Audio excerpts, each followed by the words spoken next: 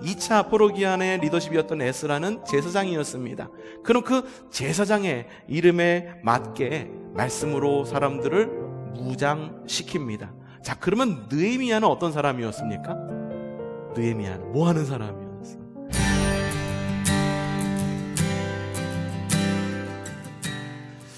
자, 에스라, 학사 에스라를 리더십으로 2차 포로기한이 있었습니다. 1차 포로기한 후 2차 포로기한은 70년이라고 하는 시간이 있었습니다. 75년이라는 시간이 있었습니다. 하지만 2차와 3차 포로기한의 시간은 굉장히 짧습니다. 13년, 겨우 13년밖에 되지 않습니다. 13년 이후에 3차 포로기한이 있습니다.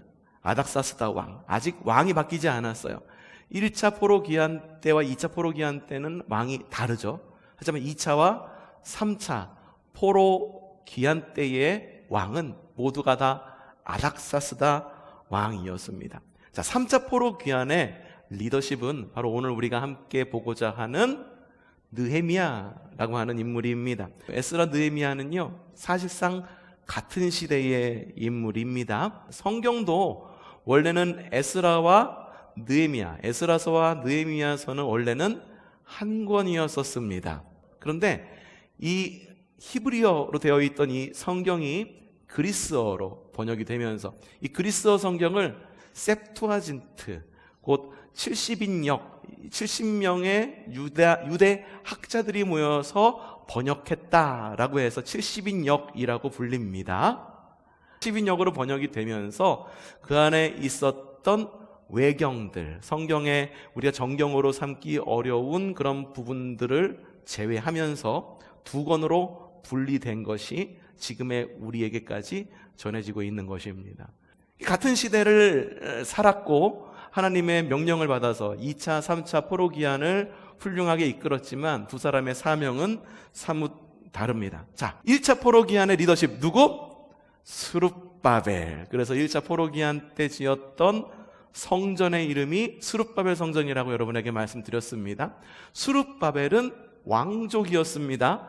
다윗의 혈통이었었습니다. 그리고 2차 포로기한 때 리더십 에스라는 아론의 혈통, 곧 제사장이었었습니다. 그러니까 1차, 2차 포로기한 때 있었던 리더십은 그 시대에, 그리고 유대인들 가운데 굉장히 유력한 집안이었음을 알 수가 있습니다. 하지만 이 느헤미야는요, 평범한 그냥 유대인이었었습니다.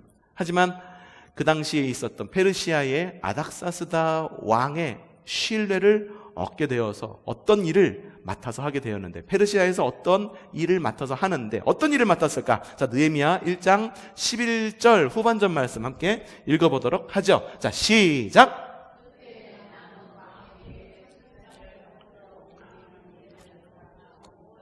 어떤 일을 맡아보고 있었다고요? 술잔을 받들어 올리는 일을 맡아보고 있었다. 그래서 우리 개역개정 성경이나 이 개역 성경을 보면은 술 맡은 관원이었다라고 하는 거 여러분들 많이 들어보셨을 것입니다. 술 맡은 관원, 술잔을 들어 올리는 일은 어떤 일을 하는 걸까요? 옆에서 술 시중 드는 걸까? 왕의 잔이 비었으니 가득 채우도록 하여라. 뭐 이런 걸까요? 그게 아니라 왕의 음식을 기미하는 그런 사람이었었습니다. 그러니 그 곁에는 그 기미하는 사람은 믿을 만한 사람을 두었겠죠. 아닥사스다 왕이 얼마나 이 느헤미야를 신뢰하고 있었는지 모릅니다. 이걸 통해서도 알 수 있죠. 이 왕비 이외에 왕 옆에서 왕에게 이렇게 세상 돌아가는 이야기도 들려주고 어떤 결정을 내릴 때에 막대한 영향력을 끼칠 수 있는 사람이 바로 술 맡은 관원이었었습니다. 자, 왕궁. 자, 우리나라도 그렇지만 왕 근처에서, 왕궁에서 일하는 남성들 대부분 다 어떠한 특정 장애를 갖고 있었습니다. 어떤 장애를 가지고 있었을까?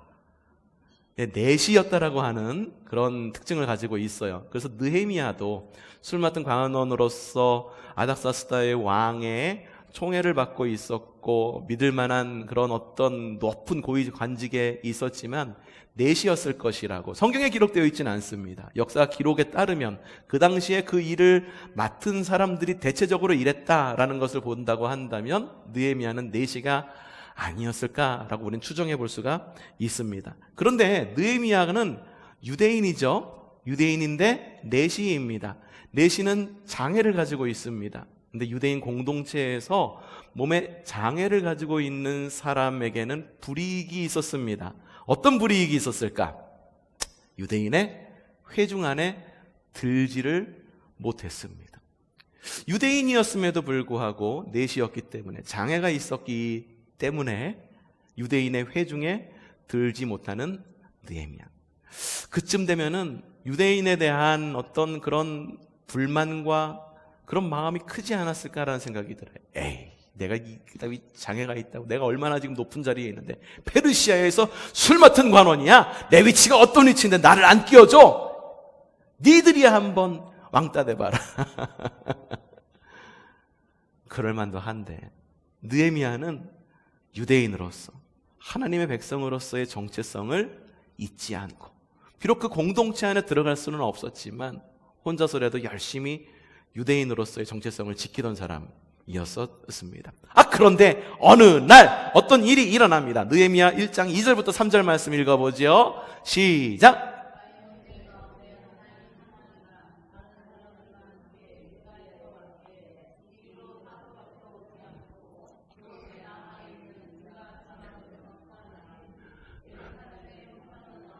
네, 하나니라고 하는 형제 가운데라고 보니까는 진짜로 형제였을까? 친인척이었을까? 친인척이었다라고 하는 이야기도 있습니다. 근데 형제라고 보니까는 가까웠던 사이였을 수도 있습니다. 하나님을 잘못 쓴 거 아니에요. 하나니 맞습니다. 하나니가 다른 사람과 함께 유다에서 왔기에 알고 보니까는 이제 생각해 보건대 추측해 보건대 하나니라고 하는 이 사람은 2차 포로기한 때 아마 유대 땅으로 돌아간 사람 중에 한 명이었을 거예요. 그 사람이 다시 어디로? 페르시아로 돌아왔어요. 왜 돌아왔는지는 안 써 있습니다. 하지만 느헤미야에게는 절호의 기회죠. 그 땅 예루살렘이 과연 어떻게 돌아가고 있는지 들을 좋은 기회이죠. 그래서 하나님에게 묻습니다. 그러자 그들이 나에게 대답하였다. 사로잡혀 오지 않고 그 지방에 남은 사람들은 거기에서 고생이 아주 심합니다. 그리고 업신여김을 받습니다. 예루살렘 성벽은 허물어졌고요. 성문들은 다 불에 타 없어졌습니다. 지금 이 시기가 어느 때일까? 아마도 에스라 학사 에스라가 2차 포로기한을 가서 이제 말씀으로 막 일으키려고 그러는데 사람들이 막 방해하잖아요. 그때에 아마 느헤미야가 이 소식을 듣지 않았을까라는 생각을 추측을 해볼 수가 있죠. 이 이야기를 들은 느헤미야가 가슴이 찢어지는 것 같습니다. 1차 포로기한도 잘 마무리됐고 2차 포로기한도 잘 마무리가 됐는데 그곳에서 돌아가서 이제 잘 살기만 하면 되는데 돌아간 사람들이 그곳 사람들에게 이제 업신여김을 당하고 고생이 아주 심하구나. 슬픔 가운데 하나님께 금식 기도를 합니다. 어느 날 이 술 맡은 간원이었던 느헤미야가 왕에게 가서 아닥사스다 왕에서 술잔을 따라주는데 아닥사스다 왕이 느헤미야 얼굴을 보니까 그날따라 얼굴에 근심이 가득한 거예요. 그래서 묻습니다. 야, 너한테 무슨 일 있니? 얼굴에 왜 이렇게 그늘이 지고 왜 이렇게 얼굴이 어두워? 느헤미야 2장 3절부터 5절 말씀입니다. 읽어보죠. 시작. 소신의 조상이 묻힌 성읍이 폐허가 되고 성문들이 모두 불탔다는 소식을 듣고서 울적한 마음을 가누지 못한 탓입니다 하고 아뢰었더니 네가 바라는 것이 무엇이냐 하고 왕께서 또 나에게 물으셨다. 나는 하늘의 하나님께 기도를 드리고 나서 왕께 여러분 이게 굉장한 것 같아요. 보통 보면은 이 대통령이나 혹은 굉장한 사람이 우리한테 찾아와가지고선 사는데 불편한 거 없으십니까? 라고 묻거나 필요한 것이 뭡니까? 라고 말하면은 그동안에 있었던 불만, 별표들은 막 그냥 쏟아낼 것 아니야. 근데 이 느헤미야는요, 그냥 자기가 생각 가운데 있었던 거 막 쏟아내도 되지만 어떻게 했습니까? 나는 하늘의 하나님께 기도를 드리고 나서 왕에게 말씀을 드렸다. 잠시 어떤 시간을 가졌던 것 같아요. 왕 앞에서 나왔다가 들어간 게 아니잖아요. 왕이 물어보니까는 잠시 그 자리에서 눈 감고 하나님께 물어봤겠죠. 하나님, 제가 이 말씀을 어떻게 드려야 될까요? 저에게 지혜를 주셔서 잘 말할 수 있는, 정말 하나님의 뜻이 무엇인지를 그것을 잘 이야기할 수 있는 지혜를 저에게 주세요. 그렇게 기도하지 않았을까? 왕에게 말씀드렸어요. 뭐라고 이야기하느냐? 시작! 임금님께서 소신을 좋게 여기시면 소신이 조상이 묻혀있는 유다의 그 성읍으로 저를 보내주셔서 성읍을 다시 세우게 하여 주시기를 바랍니다. 아멘. 왕이 이 이야기를 듣고 뭐라고 그랬을까? 야, 너 맡은 일이 있는데 거기 가서 그거 하면 내 술은 누가 따라줘? 내 음식은 누가 기미해? 라면서 안 보내줬을까? 아닙니다. 그래서 이 느헤미야에게 장교와 기병대를 호위로 붙여줍니다. 1차 포로기한 때도 그랬지만 3차 포로기한 때도 야, 너 성벽 쌓는다며. 그럼 기물이 필요할 거 아니야? 내가 재료 줄게 라고 말하면서 재료도 함께 이렇게 같이 묶어가지고 기병 그리고 호위 무사 같이 이렇게 다시 고향 땅으로 돌려보내게 됩니다. 이게 바로 뭐냐 하면은 따라 하십시다. 3차 포로 귀환. 3차 포로 귀환이라고 이야기를 합니다. 자, 고향 땅으로 돌아온 느헤미야의 사명 너무나도 확실했습니다. 느헤미야는 무엇을 하기를 원했습니까? 무너진 성벽을 재건하는 것이 느헤미야의 사명이었습니다. 자, 1차 포로 귀환 때 넘어왔던 스룹바벨의 사명은 뭐였나요? 무너진 성전을 재건하는 게 스룹바벨의 사명이었고, 2차 포로 귀환 때는 에스라 학사 에스라의 사명은 뭐였습니까? 성전 위에 그리고 민족 위에 말씀을 세우는 것이 에스라의 사명이었습니다. 느헤미야의 사명은 뭐라고요? 성벽을 쌓는 겁니다. 성전이 세워지고 그 위에 말씀이 세워지고 그 둘레를 쌓는 성벽이 세워지는 것이 1차, 2차, 3차 포로기한을 통해서 이루어진 일입니다. 돌아와서 성벽을 쌓으려고 그러는데 아주 일사천리로 잘 됐습니다? 아닙니다. 어떻게 되었는가? 느헤미야 2장 19절 말씀 읽어보죠. 시작!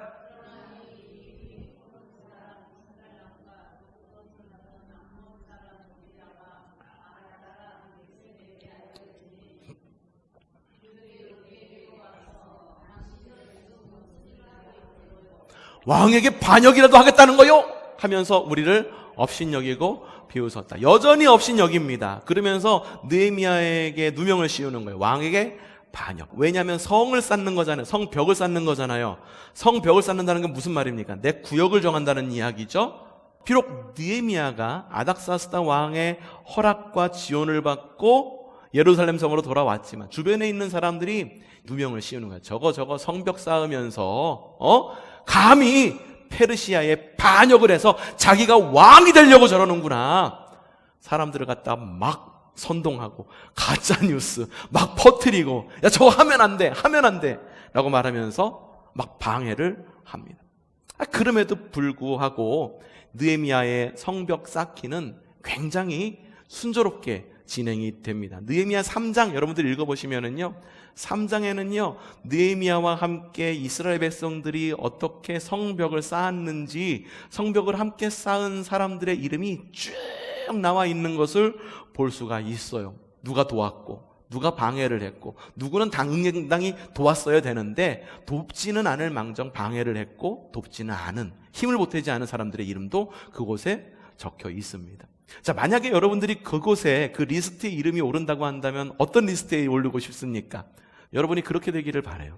우리 세운천교회를 일으켜 세우고 세운천교회에 성벽을 쌓고 성전을 일으켜 세우는 데에 이분이야말로 우리가 세운천교회를 다시 일으키는데 도움이 되었던 귀한 하나님의 일꾼이었다라면서 사람들에게 회자될 수 있는 한 사람 한 사람 되시기를 바랍니다. 그렇게 적혀 있어요. 그런데 그런데 순조롭게 진행이 되자 옆에 있었던 아까 전에 나왔던 그 인물들이 어떻게 반응을 하는가? 느헤미야 4장 7절에서 8절 말씀 읽어봅시다. 시작!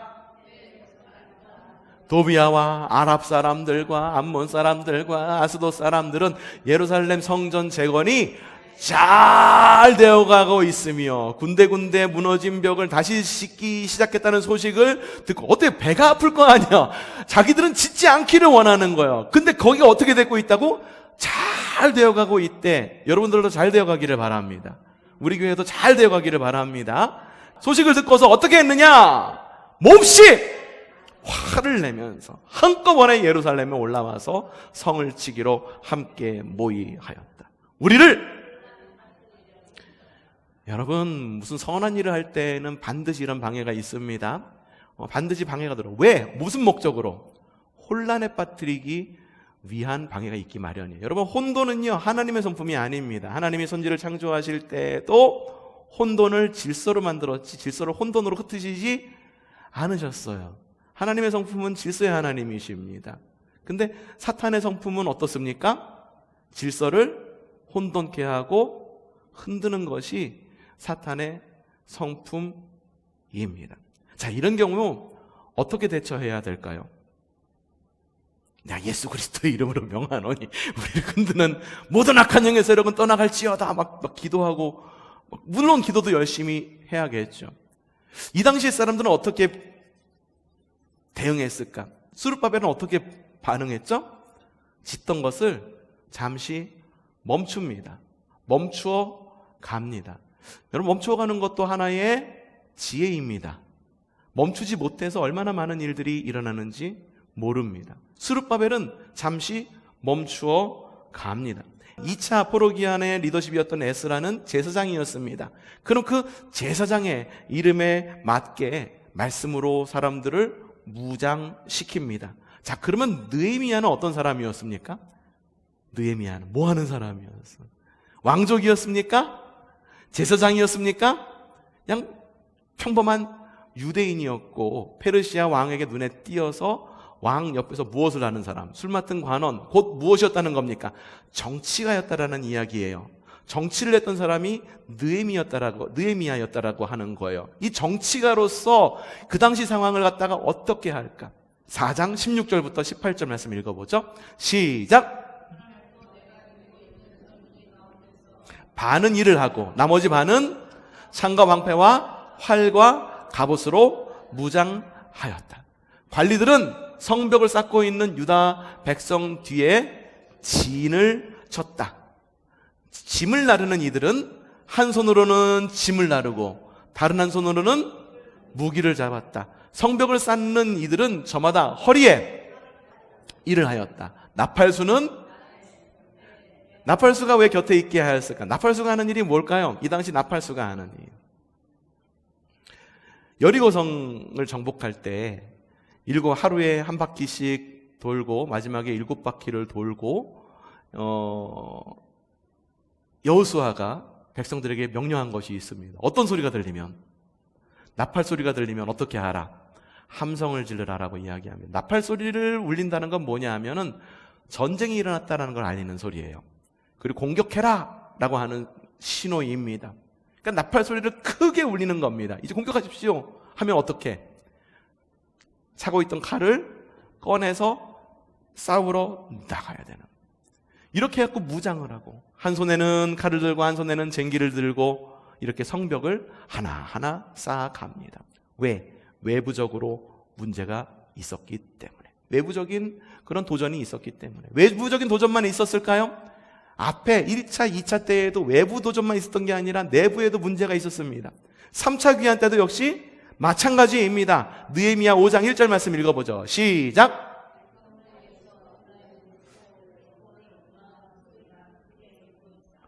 부인들이 더 백성 사이에서, 이 백성이 어느 백성이에요? 이 백성도 유대인들이고, 유대인 백성 사이에서 동포, 누구? 유대인 동포를, 서로가 서로를 원망하는 소리가 크게 일고 있었다라고 이야기를 하고 있어요. 왜 원망했을까요? 왜 원망했을까? 그 당시에 유대 사람들, 고향 땅으로 돌아온 사람들은 모두가 다 호의호식했을까? 굉장히 어려웠을 것입니다. 이 당시 이스라엘 백성들이 머물던 그 땅도 역시 황폐했었고 먹을 것이 없었고 서로가 서로에게 빚을 지면서 살아갔던 거예요. 그래서 가진 사람에게 돈을 빌렸는데 빌리려면 뭐를 잡혀야 돼? 저당을 잡혀야죠. 담보를 잡혀야죠. 그래서 밭과 포도원을 저당 잡혔는데 다시 돌려받을 수 있는 길이 없는 거예요. 갚을 수 있는 길이 없는 거예요. 고리 대금으로 사람들의 이 피를 쪽쪽쪽쪽 빨아먹고 있었던 거예요. 그러니까 서로가 서로에게 그랬다라고 하는 거죠. 심지어는 빚을 지는데 빚을 못 갚으니까는 집에 와가지고선 어떻게 하느냐. 야, 빚 갚어! 아유, 저 하루만 봐주세요. 못 갚으면은 넌 네 딸 있지? 네 딸이라도 내놔. 가가지고선 식물에도 시키게.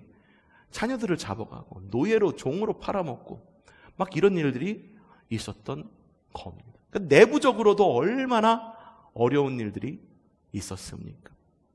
느헤미야가 분노합니다. 느헤미야는요, 총 20년 동안 이 유대 총독으로 와가지고선 그 땅을 다스렸는데 이 땅이 너무 어렵고 힘드니까 녹도 제대로 받지 못하면서, 받지 않아가면서 그곳 가운데서 일을 하고 있었던 거예요. 그런데 사람들은 어땠다고? 서로가 서로에게 약탈하고 뺏어먹고, 어떻게 하면 자기가 좀 더 가질 수 있을까? 어떻게 하면 내가 좀 더 유익을 누릴 수 있을까? 서로 욕심내면서 그렇게 살아갔다라고 하는 거예요. 그래서 느헤미야가 이야기합니다. 5장 9절에서 11절 말씀 시작. 당신들이 한 처사는 옳지 않습니다.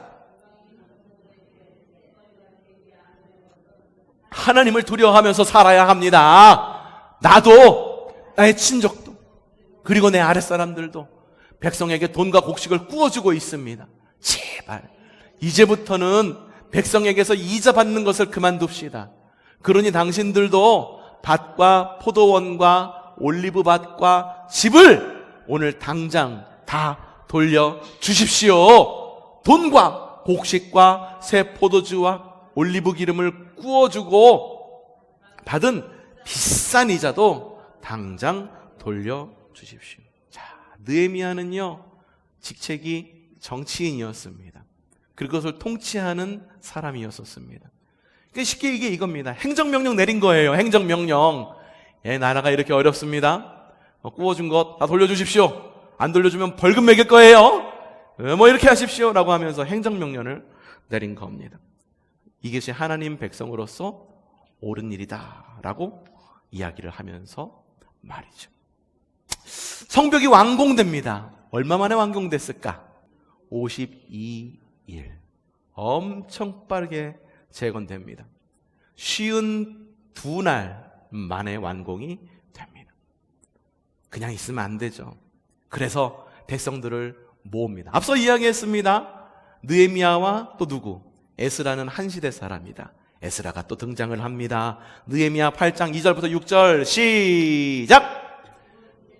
초하루에 에스라 제사장은 율법책을 가지고 거기에는 여자든 나와 있었다.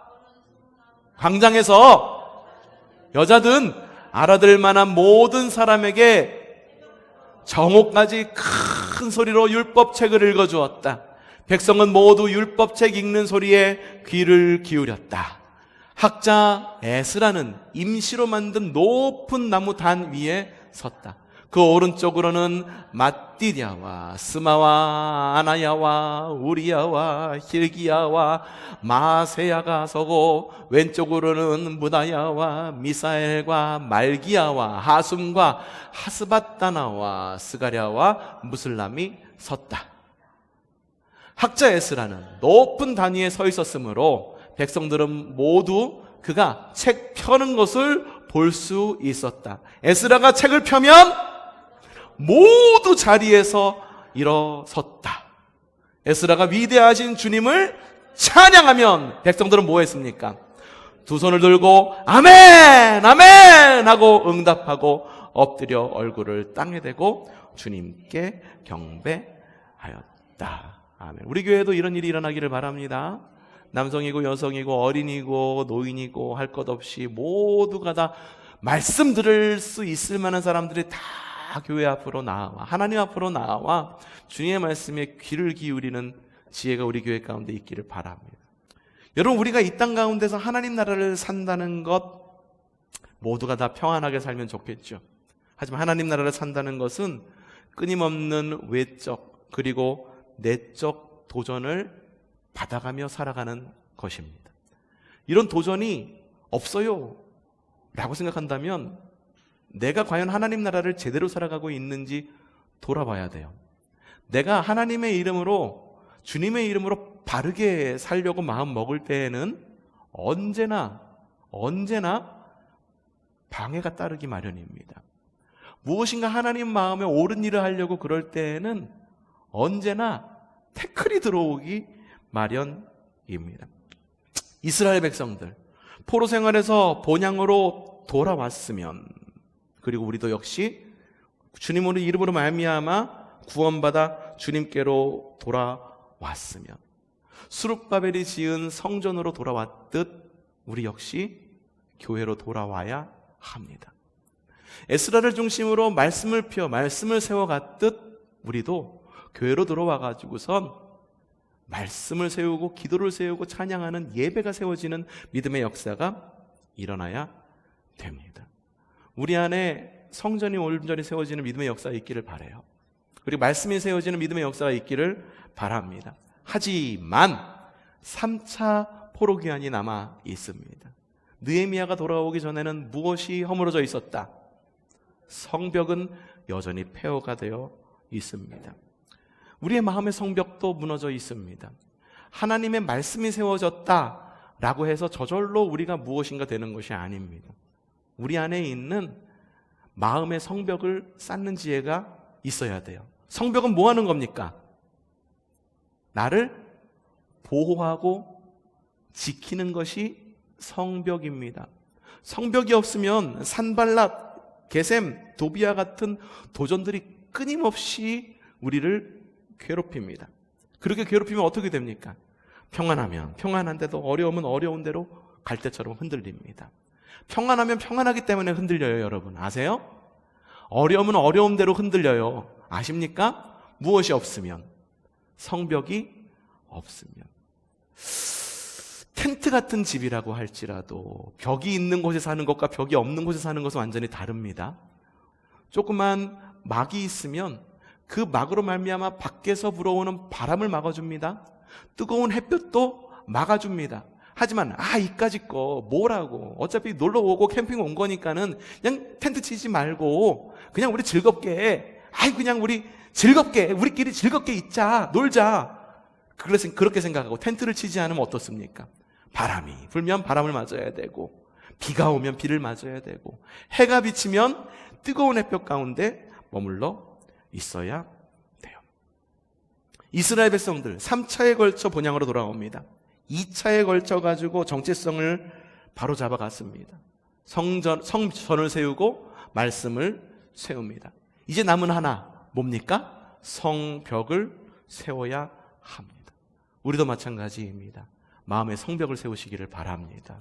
마음의 성벽을 세우시기를 바랍니다. 마음의 성벽을 세워서 주님의 강력한 보호하심 아래 보호받는 믿음의 삶을 살아가기를 바랍니다. 아까 찬송했잖아요. 주님은 나의 산성, 주님은 나의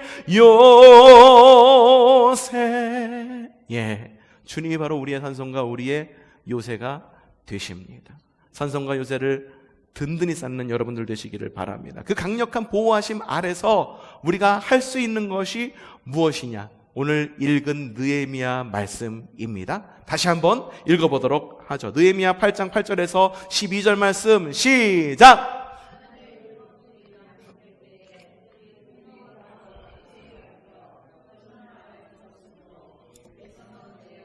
잘 알아들을 수 있었다. 백성은 율법의 말씀을 들으면서 모두 울었다. 그래서 총독 느헤미야와 학사 에스라 제사장과 백성을 가르치는 레위 사람들이 이날은 주의 하나님의 거룩한 날이니 슬퍼하지 말고 울지 말라고 모든 백성을 다 일렀다. 느헤미야는 그들에게 말하였다. 돌아들 가십시오. 살찐 짐승을 잡아 푸짐하게 차려서 먹고 마시도록 하십시오. 아무것도 차리지 못한 사람에게는 먹을 몫을 내어주십시오. 오늘은 주님의 거룩한 날입니다. 주님 앞에서 기뻐하면 힘이 생기는 법이니 슬퍼하지들 마십시오. 레위 사람들도 모든 백성을 달래면서 오늘은 거룩한 날이니 조용히 하고 슬퍼하지 말라고 다 일렀다.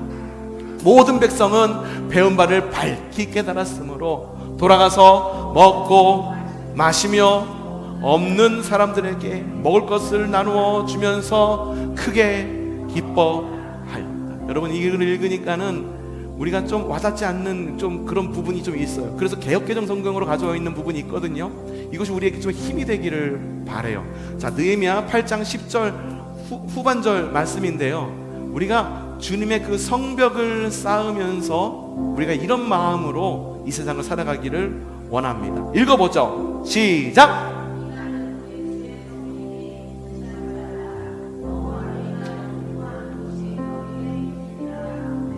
아멘. 다시 한번 읽어보십시다. 시작! 의심하지 말라. 여호와로 인하여 기뻐하는 것이 너희의 힘이 없으세요? 기뻐하십시오. 누구의 이름으로? 누구의 이름으로? 주님의 이름으로 기뻐하십시오. 항상 기뻐하라 라고 말하면 언제나 이야기합니다. 기뻐할 일이 있어야 기뻐하죠. 그리스도인은 기뻐할 일이 있기 때문에 기뻐하는 사람이 아니에요. 누구로 말미암아? 주님으로 말미암아 기뻐하는 사람입니다. 주님이 나의 산성이 되시기에, 주님이 나의 요새가 되시기에, 주님이 내 삶에 계시기에 기뻐하는 사람이 우리 그리스도인입니다. 오늘은 주님의 날입니다. 이 주님의 날, 여러분 마음 가운데에 이 당시 이스라엘 사람들에게 있었던 슬픈 마음이 있습니까? 부정적인 마음이 있습니까? 짜증나는 마음이 있습니까? 모든 건 내려놓으십시오. 이날은 주님의 날이니 주님을 기뻐하는 믿음의 남은 주일이 되기를 바랍니다.